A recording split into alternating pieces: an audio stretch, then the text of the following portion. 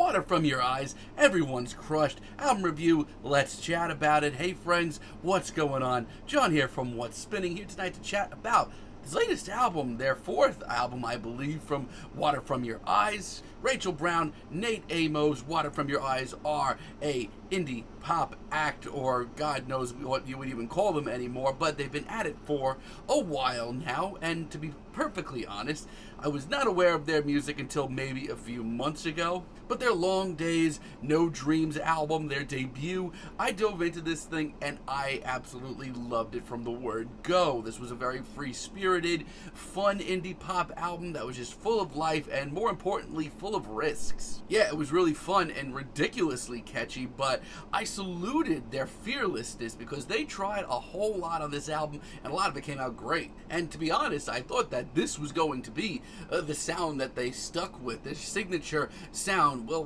boy, I'm just, an idiot, aren't I? Because with their follow-up album in 2018, they went for a much more driven, calculating sound, bringing more elements of post-punk in, as well as some indie rock and art rock as well. It ended up being a really hypnotizing release that stuck with me. It was really great. Now, their last time we heard from them was with somebody else's song, and I'm going to be honest with you, I was not really feeling this album. No, there were great tracks on there like No Better Now, but for the most part, this was their most scatterbrained album to date, shockingly so. Now, the hype has been pretty damn real leading up to this new album, and the singles leading up to this thing have been bananas. Let's chat about this thing.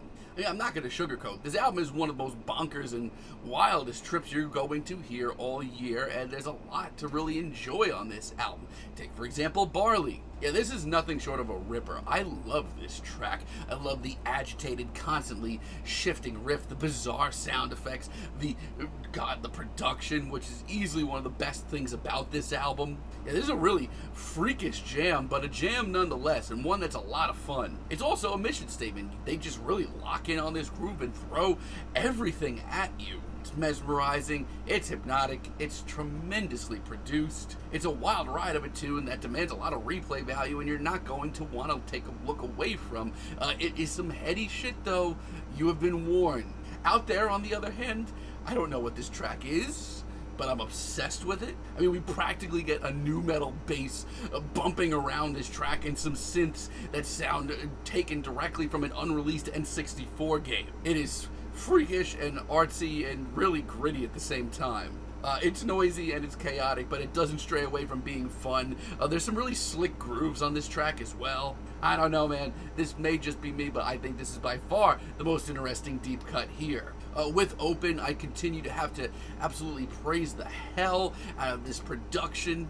It is one of the best produced albums I've heard all year. It keeps this very noisy, harsh, chaotic album in check. And this is one of the odder moments here. We get these very crunchy guitars and ethereal vocals. It's not going to be for everyone, but I personally cannot help but just get completely caught up in this track. And Everyone's Crushed, this album's title track, this one's got some meat to it. Instantly, I am sitting on the edge of my seat. The anticipation that comes from these synths. Ay caramba! I love the monotonous, completely stoned vocal performance that we get on this track, as well as this instrumental that just seems to be constantly unfolding. The replay value on this track and on this entire album, it's pretty wild because there's so many little details and you're not going to want to miss any of them. I mean, I'm going to be honest, you have to turn on your brain a lot for this album, but I think it's worth it. Now, everybody is really up in arms on this thing, and I wish that I could just obsess over it. But I do have a few tracks that really do stand out and not in the best way. Like this album's intro, Structure. This did not need to be here. This is anything but structured, honestly. This is studio trickery. It's glitchy beats and noisy riffs. It's just very scatterbrained. I mean, for me, this isn't how you win over an album like this. You win over an album like this by just getting going. And Remember Not My Name. I don't know what's going on with this track. This track ushers in, a track or two late in the album that are just so slow and so boring. And listen, I will give credit where it's due. As far as a textured track, this is the most beautiful and detailed track here. I mean, from a production stance, the atmosphere on this track alone is unbelievable. But this plodding instrumental and this diatribe that goes nowhere. I mean, you may love this, but this to me just is not hitting. I mean, that one noisy blast that we get, yeah, that's great, but this track is just, it's not really that long, but it feels like it takes forever. And also, 14, I have not been into this since it dropped as a single.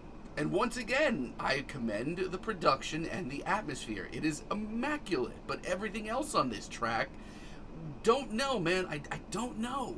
These vocals do not stand a chance up against this kind of upscale, classy instrumental. It's just a weird choice. By the way, it's over 6 minutes.